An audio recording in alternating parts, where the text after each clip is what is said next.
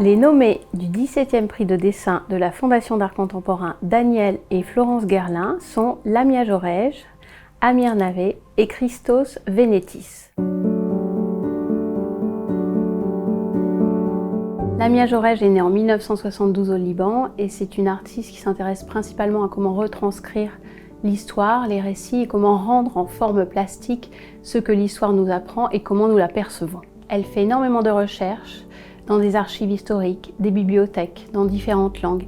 Elle accumule une masse de documentation, notamment à partir de l'histoire du Liban et de la constitution de ce pays. Au début de sa carrière, elle travaillait davantage sur son histoire personnelle, voire son corps, et les troubles arrivés récemment en Syrie lui ont donné envie de se replonger dans l'histoire des prémices de la Première Guerre mondiale, période à laquelle la Syrie avait aussi connu de nombreux troubles.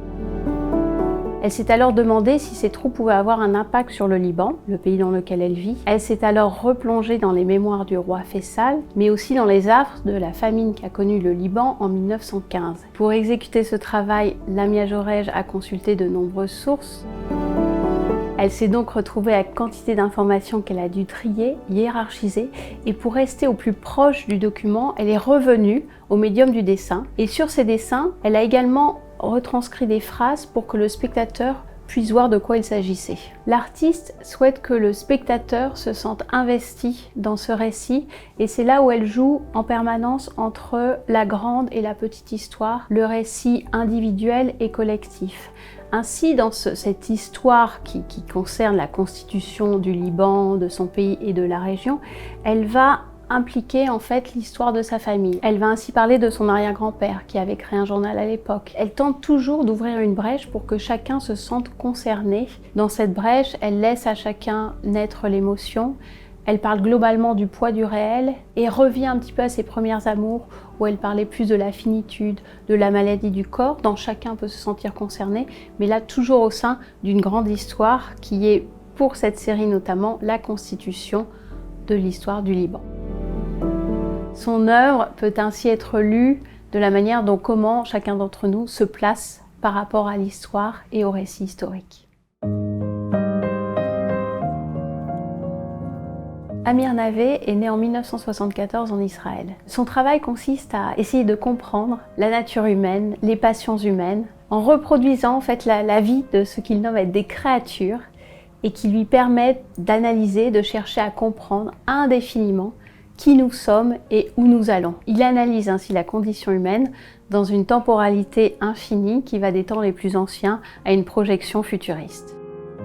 Il travaille toujours dans cette temporalité très très longue qui peut renvoyer vraiment à l'origine des passions humaines. D'ailleurs, son travail peut nous évoquer l'histoire de l'art ou la mythologie. Mais l'artiste insiste pour vraiment dire qu'il essaie de reproduire davantage ce qu'il peut observer, ce qu'il peut ressentir. C'est un artiste qui vit au Moyen-Orient, donc qui vit dans une sorte de tension qui est quand même toujours assez grande. Il peut témoigner de ses affres et là encore toujours de ses interrogations. Plastiquement, on voit que son trait est impulsif, fougueux. C'est un artiste qui travaille à l'atelier jusqu'à ce que l'œuvre soit achevée, qui peut travailler plusieurs œuvres en même temps, mais qui est vraiment passionné par ce qu'il dessine, retranscrit. Et on voit qu'il y a comme un état de chaos, d'agitation dans ses figures. Et face à cet état qui peut refléter finalement l'état du monde, lui va davantage parler de soigner une sorte de solitude, de perte de repères, qui est un état du monde général. Il y a quelques années, Amir Navé s'est rendu au bord du Jourdain et a ressenti une grande quiétude sur les rives de ce fleuve. Émerveillé par la lumière, les couleurs, il les a comme importées dans son travail et il a trouvé que pour l'ensemble de ces créatures, il avait trouvé une forme de havre de paix, un nouvel endroit, un nouvel espace dans lequel ces créatures pouvaient aller.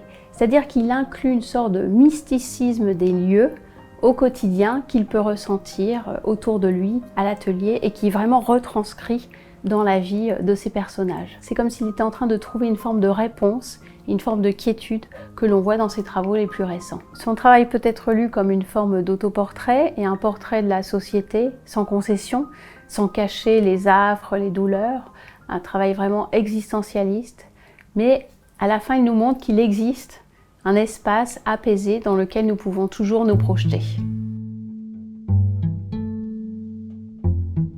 Christos Venetis est né en 1967 en Grèce. Face à la multiplicité des images dont nous abreuve Internet, il travaille sur le rôle de la représentation et de la narration. Récemment, Christos Venetis s'est imposé une sorte de protocole.